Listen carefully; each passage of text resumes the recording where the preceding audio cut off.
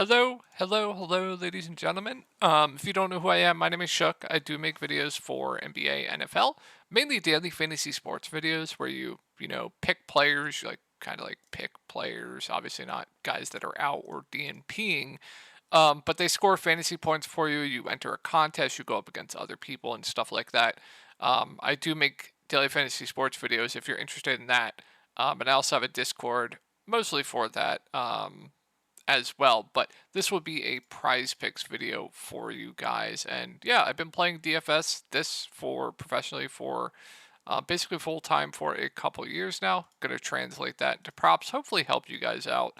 Hopefully win you guys some money as well. Hopefully, I think the last videos we went 2-1 and then 1-1. I think so. Been okay, not the best, but okay.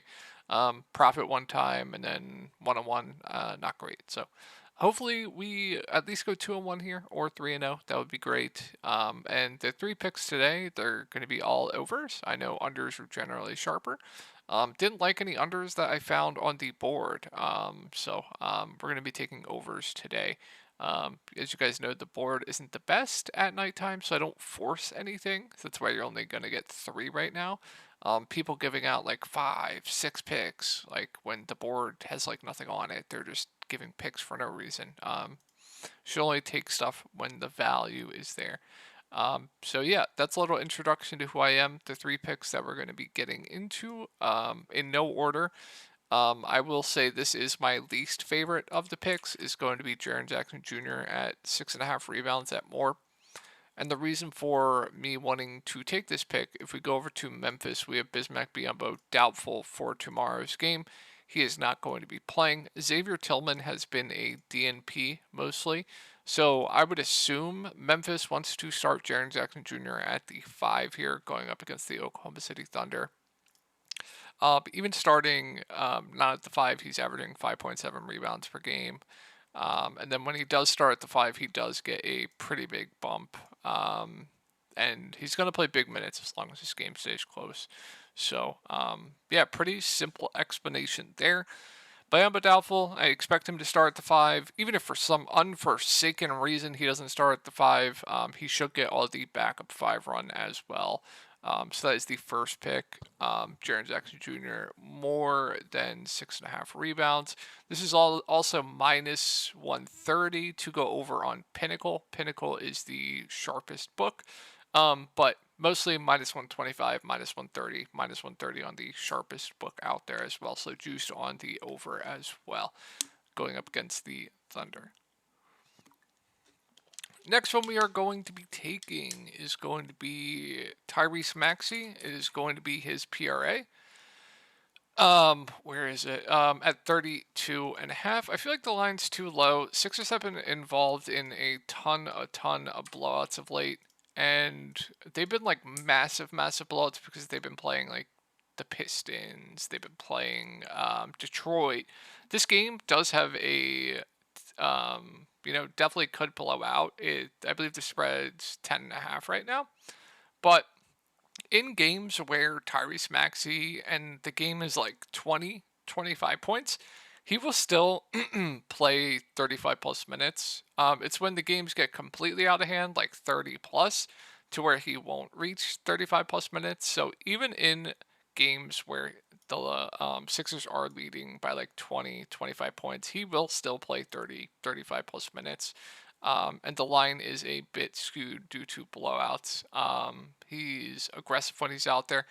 His potentials right now, he's averaging close to 12 assists per game, 11.5 potentials. He's averaging 11.5 potential assists per game. I do expect this game to stay in that range where he's going to have to play in the fourth. And play 35 plus minutes. And when it is a competitive game, he is playing close to 40 minutes. Him and Embiid, they're basically everyone get out the way. It's them, and can expect him to put up like 20 plus shots. Volume usage is there as well. So I feel like this line is just a tad bit low. So that is the next one. Also, this is minus 130 to go over on Pinnacle, and minus, I believe, 140 on other books. So juiced once again heavily on this over. Last one we're going to be taking is Cam Thomas points, and definitely a little bit of risk with this one. Did it get taken off? No, it didn't. At 23.5. Reasoning for this one, Cam Thomas's minutes trended back up last game. It's a really, really good spot going up against the Utah Jazz. The Utah Jazz are bottom 5, I believe, in the league at giving up 3-pointers as well. Oh, that's Cam Johnson. And we know when Cam Thomas is out there, he is going to absolutely chuck. There is risk of him getting benched. There is, absolutely. But when he is playing well and he is shooting the ball 20 plus times, it's a good spot going up against Utah. If he does get benched, more often than not, he is not going to hit this line anyway because he's shooting poorly. So I don't think him getting benched really matters. I think, normally when he is playing well, he is going to push for 30 plus minutes. He is chucking the ball when he's out there. Utah, they're in defensive rating, they are, where are they? 25th in defensive rating. Like I said, they're giving up, I want to say like 38% shooting to threes. They're like bottom 5 in the league in that category as well. So that is the reasoning for this pick at 23.5. So yeah, those are going to be the picks. Hopefully they hit. Don't get the pitchforks out if they do miss, but yeah, that's going to wrap it up for this video, guys. I hope you guys have a good night, and I'll talk to y'all in the next one.